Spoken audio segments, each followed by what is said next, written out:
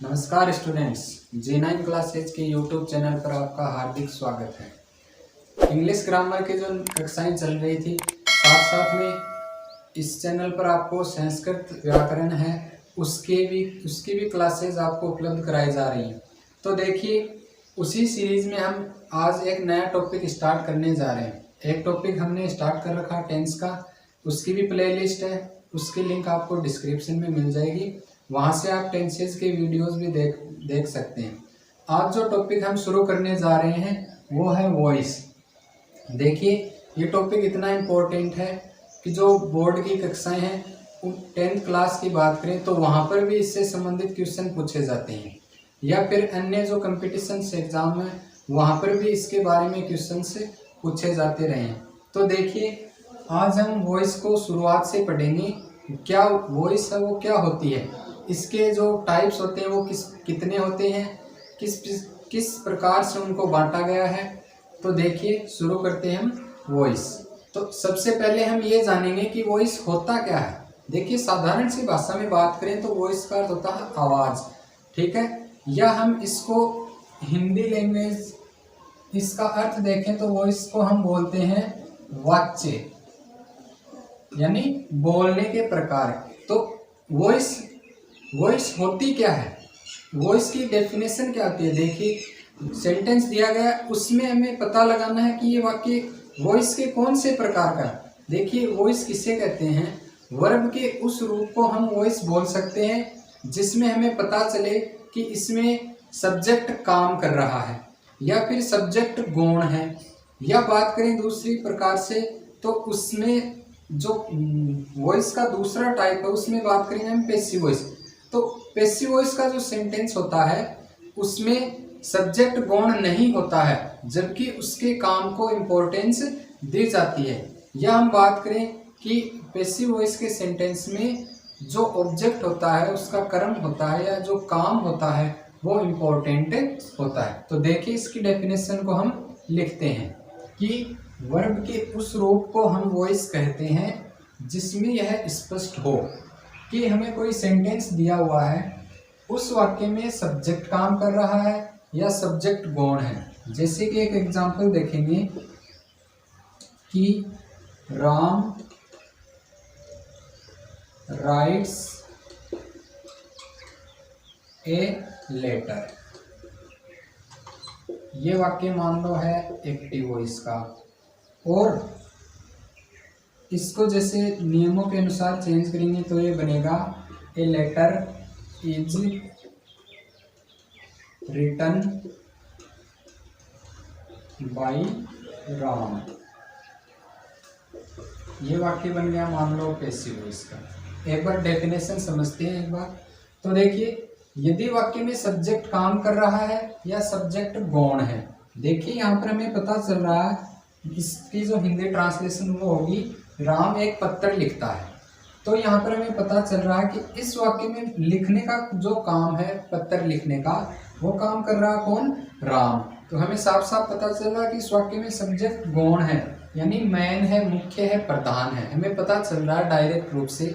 दूसरी बात देखिए, या वाक्य में सब्जेक्ट गौण नहीं है या फिर काम को इम्पोर्टेंस दी जा रही है। काम क्या हो रहा है यहाँ पर, उसके पत्र को लिखने का। तो हमने यहाँ पर लिखा a letter is written by Ram, यानी एक पत्र है वो राम के द्वारा लिखा जा रहा है। तो यहाँ पर देखो, इसके लिखने का जो काम है, पत्र लिखने का, उसको इम्पोर्टेंस दी जा रही है। तो हमने यही जाना है कि वॉइस किसे कहते हैं जिसमें हमें यह स्पष्ट हो किसी सेंटेंस में या तो उस सेंटेंस में सब्जेक्ट मैन है या फिर उसके काम को इम्पोर्टेंस दी जा रही है। ठीक है, इतनी बात हुई कि वॉइस क्या होता है। अब हम पढ़ेंगे कि इसके प्रकार कितने होते हैं। तो देखिए, हमने शुरू से हम यही पढ़ते आ रहे हैं, हमें डायरेक्ट पढ़ाया जाता है कि पैसिव वॉइस। लेकिन वो पैसिव वॉइस होती क्या है, वॉइस होता है उसका सही टॉपिक। उसके दो प्रकार होते हैं, एक होता है उसमें एक्टिव वॉइस, एक होता है पैसिव वॉइस। तो हम यही जानेंगे कि पहले वॉइस क्या होता है, ये हमने जान लिया, ठीक है। अब हम पढ़ेंगे उसके प्रकार के बारे में। तो देखिए, आगे वॉइस है या वाच्य है वो कितने प्रकार के होते हैं। यानी बोलने के तरीके हम बोलें तो कितने प्रकार से होते हैं। देखिए वॉइस के दो प्रकार होते हैं। पहला भाग जो होता है उसे हम कहते हैं एक्टिव वॉइस, और दूसरा जो भाग है या दूसरा प्रकार है उसको हम बोलेंगे पैसिव वॉइस। तो एक्टिव वॉइस क्या होता है, देखिए हमने टेंस पढ़े हैं, तो जितने भी टेंस होते हैं, टोटल टेंस की हम बात करें तो वो हुए 12। तो 12 के 12 टेंस के जो सेंटेंसेस होते हैं उनको हम एक्टिव वॉइस बोल सकते हैं। यानी हमने एक्टिव वॉइस पढ़ लिया, जैसे ही इज, हमने एक एग्जांपल लिखा है ही इज प्लेइंग क्रिकेट, कौन से टेंस का सेंटेंस है, इज हमारे हेल्पिंग होती है प्रेजेंट कंटिन्यूअस की। जैसे एक सेंटेंस हमने पहले लिखा राम राइट्स ए लेटर, कौन से टेंस का सेंटेंस था, प्रेजेंट इंडेफिनिट। तो हम ये बोल सकते हैं कि एक्टिव वॉइस हमने पढ़ लिया। कब पढ़ लिया, कोई पूछे तो बोलेंगे कि टेंस जो हमने पढ़े थे उन टेंसेज के सारे जो सेंटेंसेज होते हैं वो हम बोल सकते हैं एक तरह से कि वो एक्टिव वॉइस होते हैं। तो फिर पैसिव वॉइस क्या होता है, या आप यदि परिभाषा लिखना चाहो एक्टिव वॉइस की तो वो होगी जिन सेंटेंसेज में सब्जेक्ट गौण होता है या सब्जेक्ट कोई काम कर रहा है, तो वो हुआ एक्टिव वॉइस। जैसे ये एग्जांपल है ही इज प्लेइंग क्रिकेट, तो ये हुआ एक्टिव वॉइस का। कैसे पता चला कि यहाँ पर सब्जेक्ट है वह है, और वो क्या है, कोई काम कर रहा है, या इस सेंटेंस में सब्जेक्ट गौण है। गौण का मुख्य है कि बताया जा रहा है कि वह क्रिकेट खेल रहा है, तो हमें साफ साफ पता चल रहा है यहाँ पर जोर दिया जा रहा है सब्जेक्ट पर। तो ये हुआ एक्टिव वॉइस का वाक्य। तो अब आगे से आपको कोई भी पूछे कि एक्टिव वॉइस क्या होता है, तो हम बोल सकते हैं कि जो टेंस हैं वो सारे के सारे टेंस और उनके सेंटेंसेस हम एक तरह से बोलें तो एक्टिव वॉइस होते हैं। तो फिर पैसिव वॉइस क्या होता है, दूसरा प्रकार है वॉइस का। पैसिव वॉइस क्या होता है, देखिए हमने वॉइस की परिभाषा में पढ़ा था, एक तरफ तो हमने लिखा कि जहां पर सब्जेक्ट गौण हो या सब्जेक्ट कोई काम कर रहा हो वो हुए एक्टिव वॉइस। फिर पैसिव वॉइस क्या होता है, देखिए जैसे इसी वाक्य को हम दूसरी तरह से भी लिख सकते हैं। तो पैसिव वॉइस वो होता है जहां पर सब्जेक्ट जो काम कर रहा था उस काम को इम्पोर्टेंस दी जा रही है, या फिर वो काम गौण है, मैन है या मुख्य है। तो देखिए किस प्रकार लिखेंगे उसको, ये वाक्य में सब्जेक्ट है और ये इस वाक्य की वर्ब है, देखिए हेल्पिंग वर्ब भी और मैन वर्ब भी है, और ये इस वाक्य का ऑब्जेक्ट है, यानी इसका काम है, इसका कर्म है, ये ही है जो सर्वनाम है वो ये काम कर रहा। मैं लिख दूं यहाँ पर काम, खेलने का, वो क्रिकेट खेलने का वो काम कर रहा है। तो ये बनेगा sentence cricket is being played by him. ये सेंटेंस बना पैसिव वॉइस का। ये किस प्रकार से चेंज होता है ये हम पढ़ेंगे आगे नियमों में। पहले हम पैसिव वॉइस की परिभाषा जानना चाहते हैं। एक्टिव वॉइस आपको बता दिया, टेंस के सारे सेंटेंसेस होते हैं एक्टिव वॉइस। पैसिव वॉइस क्या होता है, देखिए जहां पर हमें ये पता चल रहा हो कि सेंटेंस में काम इंपॉर्टेंट है या सब्जेक्ट गौण नहीं है। अब देखिए सब्जेक्ट यहाँ पर ही था तो वो उसका यहाँ पर इंपॉर्टेंस नहीं है। हमने लिखा cricket is being played by him, cricket उसके द्वारा खेला जा रहा है। तो यहाँ पर वो क्रिकेट खेलने का जो काम था उस काम को यहाँ पर इंपॉर्टेंस दी गई है, न कि सब्जेक्ट को।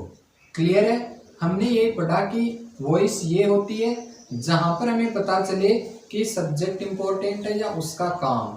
फिर हमने दो प्रकार पढ़े, active voice and passive voice. Active voice में हमने ये जाना जहां पर सब्जेक्ट गौण है। कोई पूछे कि सेंटेंस किस प्रकार के होते हैं एक्टिव वॉइस के, तो जो टेंस पढ़े हैं हमने जितने भी 12 टेंस, वो उनके सारे के सारे सेंटेंसेस जो होते हैं वो होते हैं एक्टिव वॉइस। फिर पैसिव वॉइस जहां पर सब्जेक्ट के द्वारा जो काम किया जा रहा है उस काम को जो इम्पोर्टेंस दी गई है या काम को सब्जेक्ट उस सेंटेंस में गौण बनाया गया है, मुख्य बनाया गया है, वो होता है पैसिव वॉइस। अब देखिए ये हमने चेंजमेंट जो किया है वो चेंज हम किस प्रकार से करते हैं। आगे हम पढ़ेंगे बदलने के नियम, यानी कोई एक्टिव वॉइस का हमारे पास एक एग्जाम्पल लिखा हुआ है, चाहे वो कोई भी टेंस का हो, हम उसको पैसिव वॉइस में किस प्रकार से कन्वर्ट करेंगे, उनको चेंज करने के कुछ साधारण से नियम होते हैं। एक सिंपल सेंटेंस है हमारे पास, उसको देखिए किस प्रकार से बदलेंगे। हम शुरुआत करेंगे नंबर 1 अफर्मेटिव सेंटेंस, यानी इस प्रकार सेंटेंस वाइज हम बदलते चलेंगे कि जो इंट्रोगेटिव होते हैं सेंटेंस उनको किस प्रकार से बदलेंगे, इम्पेरेटिव सेंटेंस होते हैं उनको भी किस प्रकार से बदलेंगे। देखिए सबसे पहले हम पढ़ेंगे अफर्मेटिव यानी साधारण वाक्य के बारे में। तो बदलने के जो नियम है उनमें सबसे पहले यदि हम बात करें तो वो क्या होता है, चलो पहले वाक्य को हम बांट लेते हैं। सबसे पहले ये है सब्जेक्ट, ये है वाक्य में वर्ब और ये है वाक्य में ऑब्जेक्ट। तो जो पहली बात हम करेंगे, यदि इस वाक्य को हम चेंज करेंगे तो सबसे पहले हम करेंगे ऑब्जेक्ट को, एक्टिव वॉइस के ऑब्जेक्ट को हम पैसिव वॉइस का सब्जेक्ट बना देते हैं। लिखना चाहो तो एक्टिव वॉइस के ऑब्जेक्ट को हम चेंज करेंगे किसमें,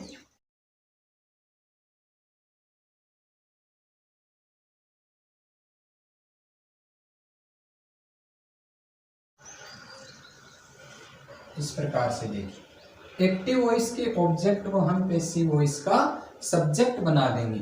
तो ये है ऑब्जेक्ट, यहाँ पर हम इसको चेंज कर रहे हैं पैसिव वॉइस में, तो हम सबसे पहले लिखेंगे फूड।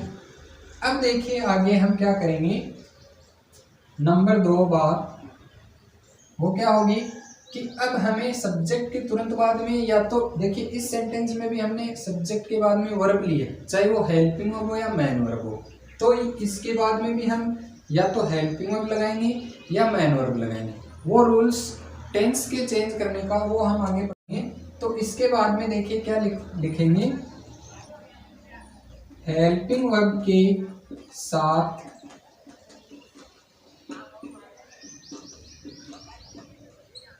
मैन वर्ब की थर्ड फॉर्म, हेल्पिंग वर्ब के साथ मैन वर्ब की थर्ड फॉर्म। ये रूल होता है पैसिव वॉइस का इम्पोर्टेंट। चाहे किसी भी टेंस का सेंटेंस हो, उसको हम पैसिव वॉइस में लेकर जा रहे हैं तो जो मुख्य क्रिया होती है उसको हम हमेशा थर्ड फॉर्म में लिखेंगे। तो ये प्रेजेंट इंडेफिनिट टेंस है, ये इसमें जाएगा प्रेजेंट कंटिन्यूअस में, सिंगुलर सब्जेक्ट के साथ इज हेल्पिंग वर्ब लगेगी और एट वर्ब की फर्स्ट फॉर्म होती है, उसको थर्ड फॉर्म बनाएंगे तो बन जाएगा इटन। अब हेल्पिंग वर्ब के साथ मैन वर्ब की थर्ड फॉर्म, ये रूल हम आगे पढ़ते हैं। नंबर 30 थर्ड जो बात है वो क्या है कि एक्टिव वॉइस के सब पैसिव वॉइस का हम बना देंगे ऑब्जेक्ट। ये भी इम्पोर्टेंट बात है कि यहाँ पर जो एक्टिव वॉइस का सब्जेक्ट है उसको हम बना देंगे पैसिव वॉइस का ऑब्जेक्ट। और दूसरी बात है कि उसको हम कनेक्ट करेंगे किससे, बाय से, बाय शब्द के या बाय शब्द को जोड़कर। यानी पहले हम लिखेंगे फूड इज ईटन बाय, अब सी है, इसको हम ऑब्जेक्टिव रूप में लेकर आएंगे तो ये भी कन्वर्ट होगा और इसका बन जाएगा हर। ये चेंज ऑफ प्रोनाउन होते हैं, चेंज ऑफ टेंस होते हैं जो हम आगे पढ़ते हैं।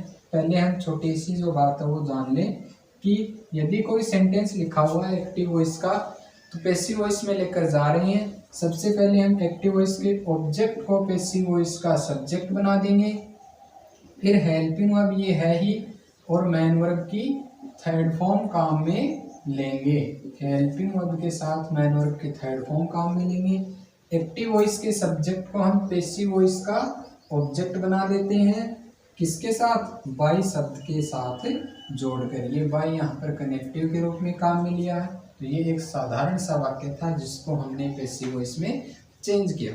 अब देखिए यहाँ पर हमने प्रोनाउन है ये सी, इसको चेंज किया है तो ये हर हुआ। ये किस प्रकार से बदला है, या फिर यहाँ पर तो पास्ट ये प्रेजेंट इंडेफिनिट टेंस था, फिर यहाँ पर इसको हम प्रेजेंट कंटिन्यूअस में ले गए। ये चेंज किस प्रकार से होते हैं, अब देखिए आगे हम बात करेंगे चेंज ऑफ प्रोनाउंस की। प्रोनाउन का अर्थ होता है सर्वनाम, कि वाक्य में कोई सर्वनाम शब्द है, चाहे वो सब्जेक्ट के रूप में हो या ऑब्जेक्ट के रूप में हो, पैसिव वॉइस में कन्वर्ट करते समय हम उनमें चेंजमेंट है वो किस प्रकार से करेंगे। देखिए एक सेंटेंस लिखता हूं, जैसे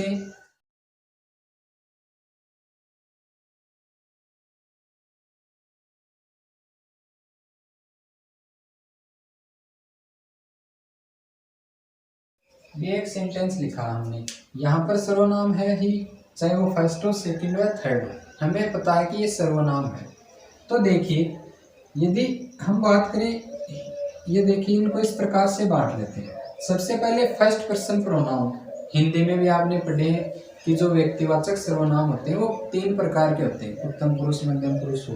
तो मैं यहाँ हम हिंदी नहीं पढ़ रहे, I and we first person pronoun होते हैं। टेंसेज में भी हमने पढ़ा था कि जो बोलने वाला होता है वो फर्स्ट पर्सन होता है। हम एक साथ बोल रहे हैं तो हम भी फर्स्ट पर्सन हुए, मैं अकेला यहाँ पर बोल रहा हूँ तो मैं भी फर्स्ट पर्सन हुआ। सेकंड पर्सन कौन होता है, मैं बोल रहा हूँ आप मेरी बात को सुन रहे हो, वो होता है सेकंड पर्सन। थर्ड पर्सन, जिस तीसरे व्यक्ति के बारे में हम बात कर रहे हैं वो होते हैं थर्ड पर्सन। यहाँ पर नाउन भी होता है लेकिन नाउन में कोई चेंजमेंट नहीं होता। तो आई अगर किसी वाक्य में सब्जेक्ट बनेगा, जैसे मैं यहाँ पर लिख दूँ इसको चेंज करके, आई प्ले फुटबॉल। ये टेंस का नियम है कि सिंगुलर सब्जेक्ट के साथ हम ऐसे ये जोड़ते हैं इस प्रकार से। तो हम प्रोनाउंस चेंज कर रहे हैं, नियम हमने चेंज करने के पढ़ लिए थे। तो यहाँ पर हम फुटबॉल लिखेंगे, सबसे पहले ऑब्जेक्ट को सब्जेक्ट बनाएंगे, फिर देखिए क्या करेंगे, टेंस का नियम हम आगे पढ़ेंगे, वो इज प्लेड। इतना तो चाहे कोई भी प्रोनाउन शब्द हो यहाँ पर वो लिखा ही जाएगा। बाई के द्वारा हम जोड़ेंगे ऑब्जेक्ट को। अब देखिए प्रोनाउन में हम चेंज किस प्रकार से करते हैं। आई सब्जेक्ट है, उसको हम ऑब्जेक्टिव रूप में लेकर जाएंगे तो वो उसका बन जाएगा आई का मी। तो फुटबॉल, जैसे ये सेंटेंस था I play football, football is played by me. ये देखो यहाँ पर मी को हम आई को ऑब्जेक्टिव रूप में ले गए तो आई का बन गया मी। और यदि यहाँ पर होता आई की जगह होता वी प्ले फुटबॉल, तो क्या होता वी का, फुटबॉल इज प्लेड। यहाँ पर मी की जगह अब क्या हो जाएगा, S, football is played by S, football हमारे द्वारा खेला जा रहा। यदि वाक्य में सब्जेक्ट होता यहाँ पर वी की जगह यू प्ले फुटबॉल, तो हम यू का प्रोनाउन जो ऑब्जेक्टिव रूप होता है वो यू ही होता है और इसका पजेसिव होता है योर। तो हम यहाँ पर करते football is played by you, football तुम्हारे द्वारा खेला जा रहा है। यदि वाक्य में सब्जेक्ट होता ही तो हम ही का जो प्रोनाउन ऑब्जेक्टिव होता है वो क्या होता है, ही का him, football is played by him. इसी एक ही वाक्य से देखो हम समझ सकते हैं। यदि होता यहाँ पर ही की जगह सी प्लेज फुटबॉल, तो क्या होता, फुटबॉल इज प्लेड बाय सी का ऑब्जेक्टिव रूप होता हर। ये देखो ये जो सारनियां है प्रोनाउन को चेंज करने की, ये इंपॉर्टेंट है। यहाँ पर 3 हमने जो नियम पढ़े थे साधारण से कि किस प्रकार से एक साधारण वाक्य को चेंज करते हैं, सब्जेक्ट का ऑब्जेक्ट, ऑब्जेक्ट का सब्जेक्ट, एक वो चीज़ इंपॉर्टेंट है, एक ये प्रोनाउन को चेंज करने की जो सारणी इंडेक्स वो इम्पोर्टेंट है। तीसरी बात इम्पोर्टेंट होगी कि टेंस जो होते हैं उनको हम चेंज किस प्रकार से करेंगे, वो भी देखिए इम्पोर्टेंट है, वो पढ़ते हैं आगे। सी का हो गया हर, यदि इट होता इट का हो जाता इट और दे का हो जाता देन। ये सारणी इम्पोर्टेंट है, साथ साथ में आप लिख लीजिए। यदि आई आया तो मी का एस, जरूरी नहीं है कि ये हम आई को ही मी में लेकर जाएं। यदि ऑब्जेक्टिव रूप में कहीं पर मी हो और हम उसका सब्जेक्टिव रूप लेकर आ रहे हैं तो हम मी को भी आई में चेंज कर सकते हैं, ये बात भी ध्यान रखना। एस हो तो उसको वी में, इस प्रकार ये दोनों तरफ से सब्जेक्ट ऑब्जेक्ट है वो चेंज होंगे। जिस प्रकार हमने प्रोनाउन को चेंज किया था, यदि वाक्य में सब्जेक्ट के रूप में ये प्रोनाउन हो, पैसिव वॉइस में उनको लेके जा रहे हैं तो प्रोनाउन चेंज होते हैं। साधारण से नियम थे वो चेंज करने के, सब्जेक्ट का ऑब्जेक्ट वो हमने पढ़ लिए। अब जो इम्पोर्टेंट बात है वो होती है टेंस की, कि यदि टेंस दिए हुए हों, हमने पढ़ा कि एक्टिव वॉइस में टेंस होते हैं वही जो हमने टेंस पढ़े थे, वो सारे सेंटेंस होते हैं एक्टिव वॉइस में, तो उनको हम पैसिव वॉइस में लेकर जाएंगे तो टेंस से रिलेटेड जो चेंजमेंट होता है वो किस प्रकार होता है, ये चीज इंपॉर्टेंट है। ये इंडेक्स है इसकी टेंस को चेंज करने की, आप या तो लिख लो या फिर स्क्रीनशॉट ले सकते हो। तो देखिए सबसे पहला टेंस यहाँ पर हम पढ़ेंगे, जिससे भी ग्रामर हम स्टार्ट करते हैं टेंस से शुरुआत करते हैं, तो पहला टेंस प्रेजेंट और उसमें प्रेजेंट इंडेफिनिट टेंस। वहां पर हमने दो पैटर्न काम में लिए थे। प्रेजेंट इंडेफिनिट के साधारण वाक्यों में ये फॉर्मूला रहता है कि मैन वर्ब की फर्स्ट फॉर्म के साथ हम एस या एस से जोड़ते हैं या फिर अकेली मैन वर्ब होती है। तो ये दोनों पैटर्न प्रेजेंट इंडेफिनिट के होता है। उसमें नेगेटिव सेंटेंस में हम डू या डज के बाद में नॉट काम में लेते हैं और मैन वर्ब की अकेली फर्स्ट फॉर्म आती है। तो ये टेंस जो पहला टेंस है प्रेजेंट इंडेफिनिट, ये अपने ही टेंस के यानी प्रेजेंट के ही आगे वाला जो टेंस है, प्रेजेंट इंडेफिनिट के नेक्स्ट टेंस है प्रेजेंट कंटिन्यूअस, इसमें चला जाएगा तो उसकी साइकिलें इज एम आर होती है और मैन वर्ब चाहे कोई भी टेंस हो उसको हम पैसिव वॉइस में लेकर जा रहे हैं। जो मुख्य क्रिया होगी वो वर्ब की थर्ड फॉर्म काम में ली जाएगी। फिर जो डू डज या नॉट होगा उसको हम इज एम आर या नॉट प्लस मैन वर्ब की थर्ड फॉर्म बना देंगे। फिर नंबर 2 टेंस आता है प्रेजेंट कंटिन्यूअस। ये देखो क्या होता है इसमें, ये टेंस ध्यान में रखना अपने से आगे वाले टेंस में न जाकर स्वयं के ही टेंस में थोड़ा बहुत परिवर्तन करेगा, और वो होगा कि ये अपनी हेल्पिंग वर्ब के साथ एक शब्द जोड़ेगा जो है बीइंग। तो यदि वाक्य में आपको is am are plus main verb की फोर्थ फॉर्म मिले तो आप उसको चेंज करोगे, सब्जेक्ट के अनुसार हेल्पिंग वर्ब लगाओगे और उसमें बीइंग शब्द जोड़ दोगे और मैन वर्ब की थर्ड फॉर्म जुड़ेगी। फिर नेक्स्ट टेंस है इसी का, वो है प्रेजेंट परफेक्ट टेंस। तो ये देखो किस प्रकार से होगा। प्रेजेंट परफेक्ट की साइकिलें होती है हैज और हैव और मैन वर्ब लगती है वहां पर थर्ड फॉर्म, तो उसको हम पैसिव वॉइस में लेकर जाएंगे। तो प्रेजेंट परफेक्ट टेंस अपने से ही आगे वाला टेंस जो प्रेजेंट का सबसे लास्ट टेंस है प्रेजेंट परफेक्ट कंटिन्यूअस टेंस, वहां उसमें हैज या have been plus main verb की थर्ड फॉर्म में बदल देंगे। फिर प्रेजेंट का जो चौथा टेंस होता है प्रेजेंट परफेक्ट कंटिन्यूअस टेंस, उसकी पैसिव वॉइस हम नहीं बनाते हैं। टोटल 4 टेंस होते हैं जिनकी पैसिव वॉइस नहीं बनती है, उनमें कोई चेंजमेंट नहीं होता, वो आगे हम देखते हैं और कौन कौन से हैं। एक तो हो गया हमारा प्रेजेंट परफेक्ट कंटिन्यूअस टेंस। अब हम बात करते हैं आगे पास्ट में आते हैं, और पास्ट का पहला टेंस इंडेफिनिट टेंस। यदि आपने ये 3 टेंस याद कर लिए कि इनको हम चेंज किस प्रकार से कर रहे हैं, कैसे हम आगे वाले में लेकर जा रहे हैं या खुद के ही टेंस में थोड़ा परिवर्तन करा रहे हैं, तो उसी प्रकार यहाँ पर जैसे हमने वर्ब की फर्स्ट फॉर्म के साथ एस जोड़ा है, यहाँ पास्ट इंडेफिनिट की बात करें तो साधारण वाक्यों में यहाँ पर भी हेल्पिंग वर्ब का प्रयोग नहीं होता है, जैसा कि हमने टेंस में पढ़ा था। तो मैन वर्ब की डायरेक्ट सेकंड फॉर्म होती है, उसको हम लेकर जाएंगे। इससे पास्ट इंडेफिनिट का जो आगे वाला टेंस है वो होता है पास्ट कंटिन्यूअस टेंस, उसकी साइकिलें वाज एंड वर और मैन वर्ब की थर्ड फॉर्म लगाते हैं। फिर देखो डिड नॉट आ जाए सेंटेंस में, ये भी पास्ट इंडेफिनिट की पहचान है। नेगेटिव में और इंट्रोगेटिव में तो हम डिड का प्रयोग करते हैं, उसको हम आगे ले जाएंगे तो वो वाज या verb plus not plus main verb की थर्ड फॉर्म बन जाएगी। अब बात आती है पास्ट कंटिन्यूअस टेंस की। जिस प्रकार हमने प्रेजेंट कंटिन्यूअस टेंस को चेंज किया था स्वयं के ही टेंस में थोड़ा सा परिवर्तन कराकर, उसी प्रकार इसमें भी क्या होगा, वो ज्यावर तो लगेगा ही और साथ में एक शब्द जुड़ गया जिसको हम बोलते हैं बीइंग, और मैन वर्ब की कौन सी फॉर्म लगेगी, थर्ड। अब पास्ट का आगे वाला टेंस है पास्ट परफेक्ट टेंस, उसका पैटर्न होता है कि वहां पर हम हैड प्लस वर्ब की थर्ड फॉर्म काम में लेते हैं। तो इसको भी हम इससे जो आगे वाला टेंस है उसमें ले जाएंगे और बना देंगे had been plus main verb की थर्ड फॉर्म।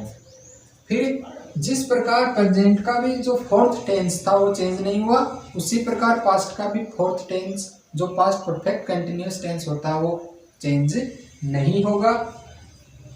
दो टेंस हो गए जो चेंज नहीं होंगी। अब हम बात करते हैं फ्यूचर में। फ्यूचर टेंस की जो सेल और विल हेल्पिंग वर्ब्स होती हैं, वैसे तो देखिए तो उनको मॉडल्स के अंतर्गत शामिल किया गया है। हम पढ़ते हैं उनको फ्यूचर इंडेफिनेट में सेल विल, फिर फ्यूचर कंटिन्यूअस में सेल बी और विल बी। तो वो चेंज किस प्रकार से होते हैं, उन सहायक क्रियाओं को हम यहाँ पर मॉडल के रूप में ले रहे हैं। जैसे सेल और विल क्या है, वैसे देखें तो फ्यूचर इंडेफिनेट की सहायक क्रियाएं हैं, चलो कोई नहीं, लेकिन उनको हम मॉडल्स के अंदर भी पढ़ते हैं। तो जो मॉडल होते हैं टोटल वो देखिए सेल विल, और सेल का शुड हो गया, कैन और विल का वुड, कैन का कुड हुआ, मे और might, need not, ought to और डेयर नॉट, ये मॉडल होते हैं। और इनके साथ में हम मैन वर्ब की फर्स्ट फॉर्म काम में लेते हैं। तो देखिए ये होते हैं मॉडल, यहाँ लिख दूं मैं, ये आप ऐसे भी लिख सकते हो, मॉडल प्लस मैन वर्ब की फर्स्ट फॉर्म हो यदि एक्टिव वॉइस में, तो पैसिव वॉइस में हम यदि यहाँ पर किसी सेंटेंस में सेल आ रहा है तो पैसिव वॉइस में भी आप सेल लगाओ, विल आ रहा तो विल लगाओ, यानी आप चेंज मत करो, सब्जेक्ट के अकॉर्डिंग तो रखो ही, लेकिन उन सहायक क्रियाओं को आप चेंज मत करो। मॉडल का यहाँ पर मॉडल है कैन कैन, कुड कुड, इस प्रकार से। फिर वहां पर आप एक शब्द जोड़ दो जो कि होता है बी, और मैन वर्ब की कौन सी फॉर्म लगाओ, थर्ड। क्लियर है। फिर जो ये मान लो फ्यूचर इंडेफिनेट की सहायक क्रिया थी सेल और विल, फिर फ्यूचर कंटिन्यूअस टेंस है, उसकी हेल्पिंग वर्ब हमने पढ़ा था सेल बी और विल बी। तो मान लो हम पैसिव वॉइस में चेंज करके जा रहे हैं, सेल को सेल बना रहे हैं, सेल बी लिख रहे हैं, तो वो चेंज नहीं होगा। फ्यूचर कंटिन्यूअस टेंस की पैसिव वॉइस नहीं बनती है। फिर बात करेंगे फ्यूचर परफेक्ट कंटिन्यूअस टेंस की, फ्यूचर परफेक्ट टेंस की बात करेंगे तो वो होती है shall will have, shall have या will have plus main verb की थर्ड फॉर्म, उसको हम चेंज करेंगे तो वो अपने से आगे वाले टेंस में चली जाएगी, और वो है shall will have been plus main verb की थर्ड फॉर्म। ये हुई हमारी टेंस को चेंज करने की इंडेक्स। इसके अलावा आप एक नोट लगा लो नीचे, और साथ साथ में लिख सकते हो कि टोटल 4 ऐसे टेंस होते हैं जिनकी हम पैसिव वॉइस नहीं बनाते हैं। नाम में लिख लो साथ साथ। वो टेंस है प्रेजेंट परफेक्ट कंटिन्यूअस टेंस, लिखते चलो साथ साथ कि present perfect continuous tense, comma past perfect continuous tense, future continuous tense और फ्यूचर परफेक्ट कंटिन्यूअस टेंस की पैसिव वॉइस नहीं बनती है। तो 4 टेंस हमारे हट गए 12 में से, और बचे कितने फिर 8। तो टोटल 8 टेंस होते हैं जिनको हम पैसिव वॉइस में कन्वर्ट करते हैं। फिर इनको और बदलते जाएंगे। आगे कुछ सब्जेक्ट ऐसे होते हैं जिनको हम पैसिव वॉइस में ऑब्जेक्ट नहीं बना सकते हैं, उनके बारे में हम पढ़ेंगे अगली क्लास में। आज के लिए इतना ही, धन्यवाद।